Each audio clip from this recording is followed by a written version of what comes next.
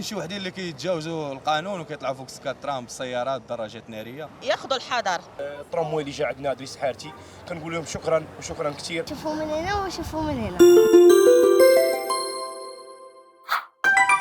شارك معنا في التحدي وخليك رد البال، ما تجاوبش وما تجاوبش لا. كدوز ديما من الطريق. كندوز ديما من الطريق. انت عارفه بلي الترامواي حاليا في المرحله التجريبيه ديالو؟ عارفه.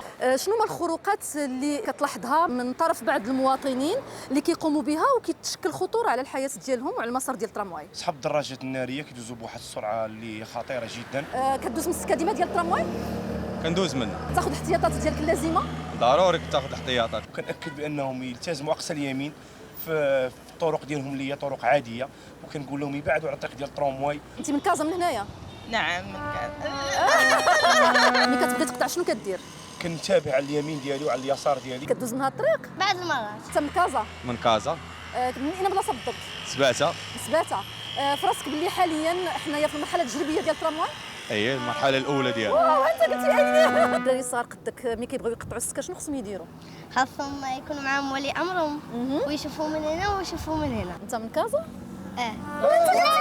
كنصحهم بانهم صحاب الدراجات والراجلين يبعدوا على الممر ديال الترامواي لان السكه ديال الترامواي من طبيعه الحال.